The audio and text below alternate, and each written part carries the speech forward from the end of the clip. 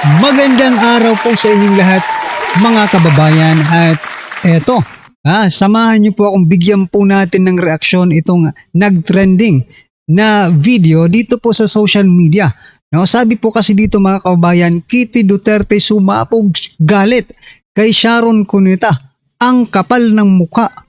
Ayan mga kababayan, pati po yung ating mga kababayan, no? Talagang nadala sa galit po ni Kitty Duterte mga kababayan dito po kay Sharon Cuneta. So ito mga kababayan ng video, panoorin po natin at bigyan po natin ng reaksyon mula po sa General's Viewpoint, no? General Macanas, pasok. Magandang araw mga kaibigan. Bigyan natin ng reaction itong post ni MD TV Channel. Pahayag ito ni Kitty Duterte doon sa sinabi ni Sharon Cuneta na nagkamali ang Pangulong Marcos sa pagpili ng kanyang katandem running mate Vice President. Ito, tumabog ang galit ni Kitty Duterte. Sabi niya, kapal ng mukha mo, Mrs. Sharon Cubeta.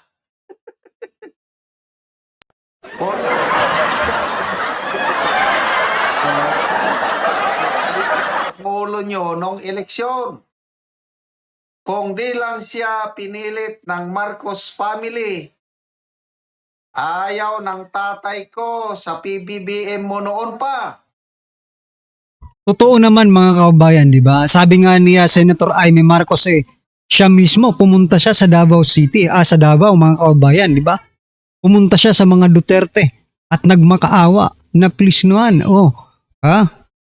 kung pwede, yung kapatid ko, di ba? O tapos ngayon, gaganyanin nyo, di ba?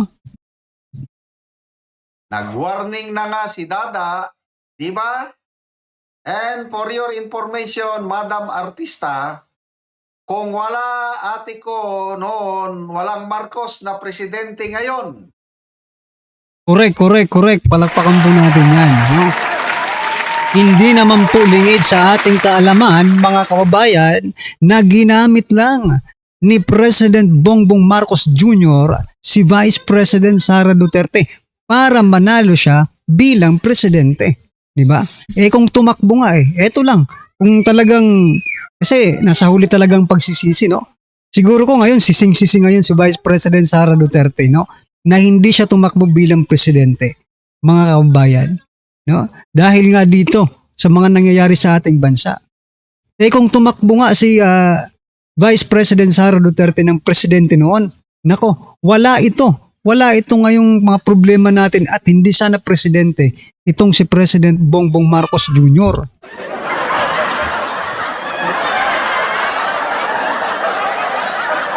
Ano yung tatadaan? Pinagtatandaan. Totoo naman. Ano ba? Pinagsasabi mo o tinawag ka tuloy na Sharon Cubeta. Tingnan natin ang nag-react ha. 16,000 nag-react. 11,000 nag-like. Nag-like ako. Gusto ko dito kay Kitty Duterte. So yan mga kababayan, napakaraming sasabihin ni Sharon Cuneta, no? Yung pa talaga ang sinabi niya kay Vice President Sara Duterte. So ito mga kababayan, ito po yung mga naging komento, no? Ng ating mga kababayan dito po sa video ito. Kasi nag-trending nga ito mga kababayan. Sabi po dito, no? True, BBM is manggagamit talaga. Minsan talaga mag-i-enjoy ka no? Kakabasa ng mga comments dito sa social media. Laban Kitty, kakampi mo ang taong bayan. Tama ka, correct. Ganyan ang asal na may asawang senador. Sip-sip kung sino nakaupo para marami makurakot. Tama, diba?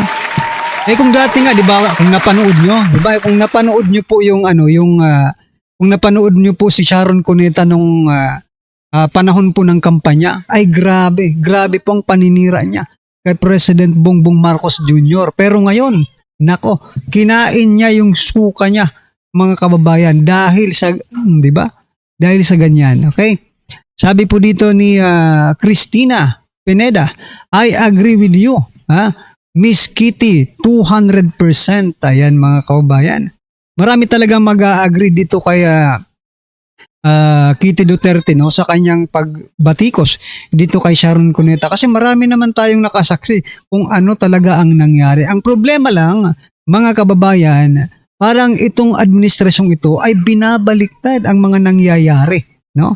Siguro si Senator Amy tumatawa sa issue na yan. Oo nga.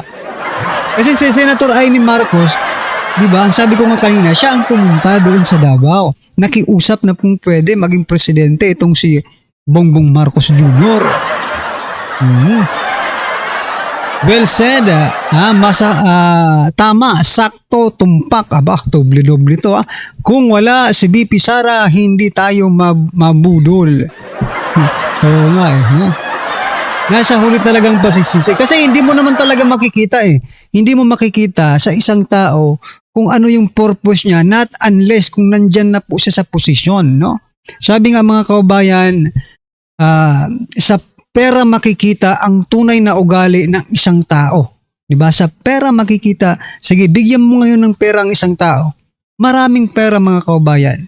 Kung paano niya gagastusin yung perang yon, kung paano niya gagastusin yung perang yon, yun ang totoong siya.